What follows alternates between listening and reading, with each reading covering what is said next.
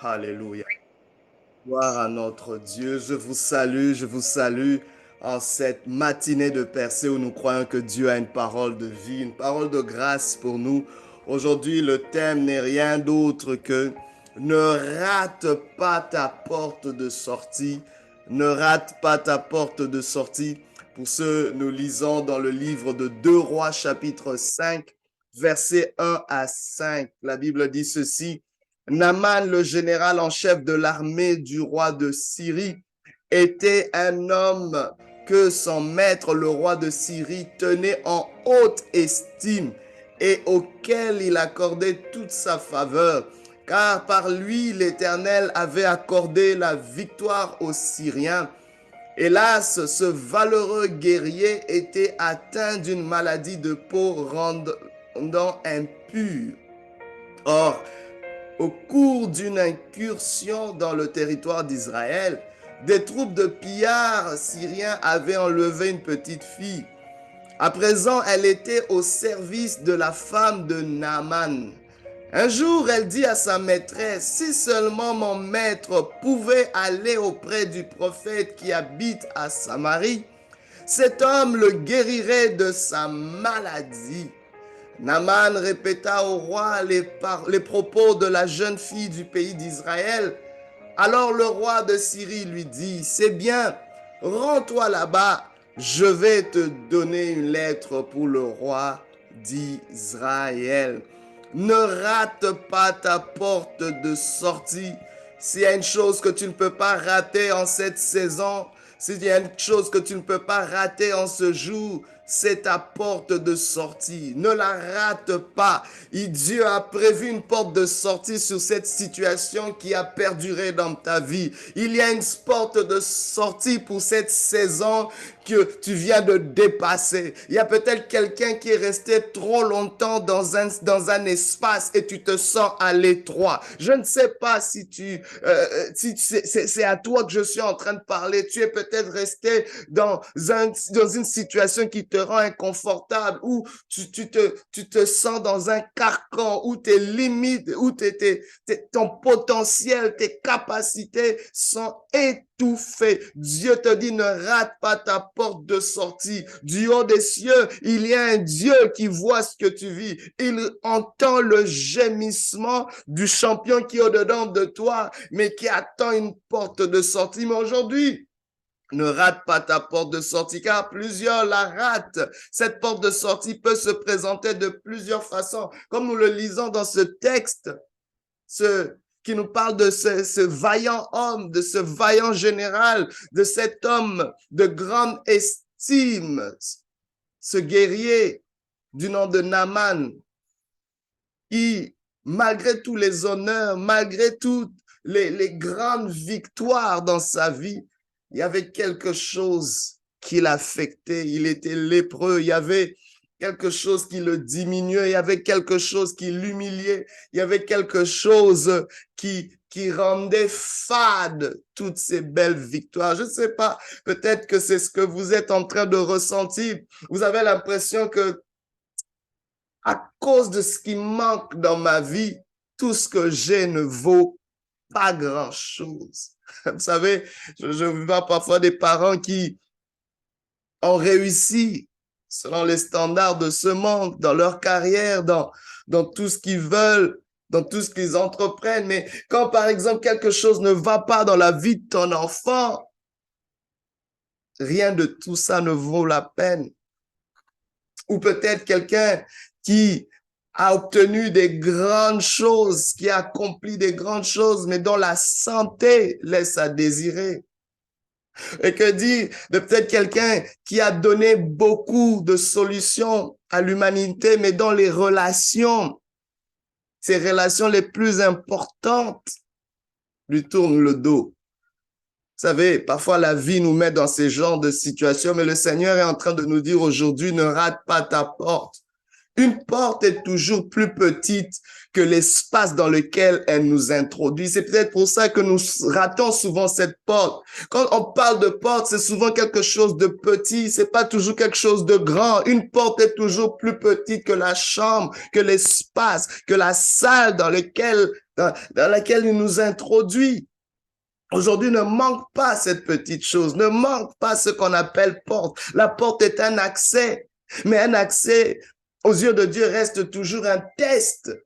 Et on voit cette porte qui s'élève dans la bouche d'une fille israélite qui était esclave dans la maison de Naaman, qui était la servante de la femme de Naaman. Elle a vu la situation de Naaman, elle a constaté la situation de son maître et elle a, oh my God, émis une idée, un concept. Elle a dit, si seulement mon maître pouvait se rendre à Israël, il y a un prophète là-bas, alléluia, il pourrait le guérir à l'instant même. Elle savait, elle avait une information de taille. Une porte, c'est parfois des gens qui sont porteurs d'informations qui peuvent complètement changer nos vies. J'aimerais te dire, ta porte est un accès vers ta délivrance. Ta porte, c'est l'accès vers la prochaine étape de ta vie. Tu n'as pas besoin de rester là où tu es. C'est trop étroit, c'est trop petit pour toi. Tu as atteint un niveau, tu es en âge, tu as soif de quelque chose de plus.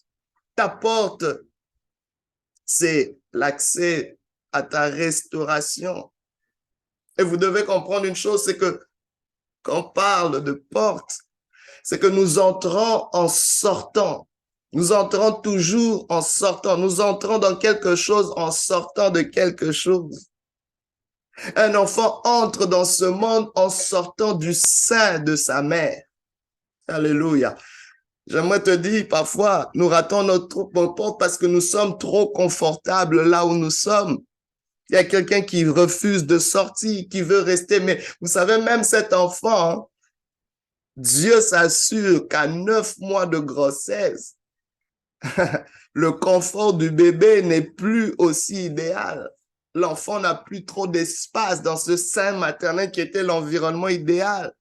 Il doit sortir. Je dis à quelqu'un aujourd'hui, ne rate pas ta porte. Ça peut être inconfortable, mais ne rate pas ta porte. Beaucoup ratent leur porte parce qu'ils cherchent le confort. La sortie de ta porte n'est jamais confortable. Je te le dis.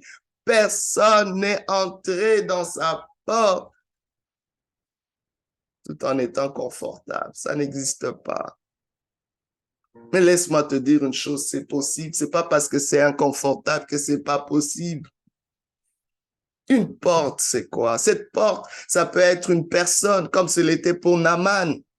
C'était sa servante, cette porte-là. Sa porte, c'était aussi le prophète Élisée, vers qui il allait. Cette porte, c'était le roi d'Israël. Cette porte, c'était son propre roi, le roi de Syrie, qui devait lui donner l'autorisation d'y aller. Cette porte peut être une idée que quelqu'un te propose. La servante lui a proposé une idée. Je ne sais pas, cette porte se cache peut-être derrière une idée que tu as négligée. Cette porte, c'est peut-être un concept qui est étrange à toi pour le moment. On a dit à Naaman pensait que, waouh, on allait, je sais pas, lui donner je sais pas, lui imposer les mains ou quoi que ce soit. Le prophète ne l'a même pas touché. Le prophète a dit, va te baigner 7 fois dans les eaux du Jourdain. C'était un concept étrange. J'ai dit, mais il y a plein de belles rivières, des rivières plus propres que votre Jourdain. Oh, bien-aimé, ne rate pas ta porte. Elle prend parfois des formes étranges. Ta porte peut être une circonstance que tu ne saisis pas, mais il y a quelque chose qu'il faut maximiser. Si cette circonstance est là, il y a quelque chose. Alors, pourquoi est-ce que nous ratons nos portes? Peut-être premièrement parce que c'est un test. C'est un accès, mais qui est d'abord un test. On ne peut pas prendre nos portes comme un privilège, c'est d'abord un test. Nous ratons nos portes parce que nous manquons d'honorer. Nous manquons nos portes parce que nous manquons d'honorer ces portes. Ce sont des accès qu'on doit honorer. Imaginez-vous si Naaman n'avait pas honoré cette esclave, cette servante de sa femme. Apprends à honorer les petites choses. Apprends à honorer les gens que tu rencontres. Nous ratons nos portes parce qu'il y a des obstacles à nos portes aussi. Quand Naaman arrive avec les lettres du roi du Syrie, le roi d'Israël, il dit, mais c'est quoi ça que tu me demandes? Ton roi envoie une lettre prétendant que moi je suis capable. En Israël, on est capable de guérir de la lèpre. La lèpre était une maladie incurable à cette époque. Le roi déchire ses vêtements. Il se dit, mais non, ça c'est une provocation. Quand Élisée apprend cela, il dit, non, laisse-le. Ils sauront aujourd'hui qu'il y a un prophète, qu'il y a un Dieu en Israël. Que fais-tu devant les obstacles à ta porte? Est-ce que tu t'arrêtes là? Nous manquons nos portes à cause d'un manque d'ajustement. Naaman était devant un fait. Tu vas te laver 7 fois dans les eaux du Jourdain ou bien tu vas juste rebrousser chemin? Vas-tu t'ajuster à cette instruction bizarre? Oh, beaucoup d'entre nous ne sont pas assez flexibles et nous manquons nos portes. Aujourd'hui, si tu entends sa voix, n'endurcis pas ton cœur. Aujourd'hui, ça va te prendre comment ne pas rater ta porte. Ça va te prendre d'écouter. Écoute cette parole. Écoute la voix de Dieu.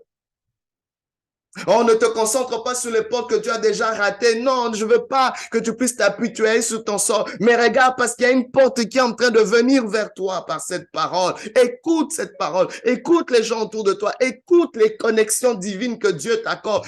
Ça prend d'écouter. Deuxième point, ça prend de voir différemment. Quand tu écoutes, l'Esprit de Dieu te fait voir des choses différemment. La Bible déclare, l'Esprit de Dieu se répandra sur toute chair et vos jeunes gens auront des visions. Oh my God, vos vieillards descendent. L'Esprit de Dieu vient nous donner une autre vision. Alléluia. Et une fois que tu as la vision, tu dois oser. Ose. Naaman a osé quitter la Syrie pour aller en Israël.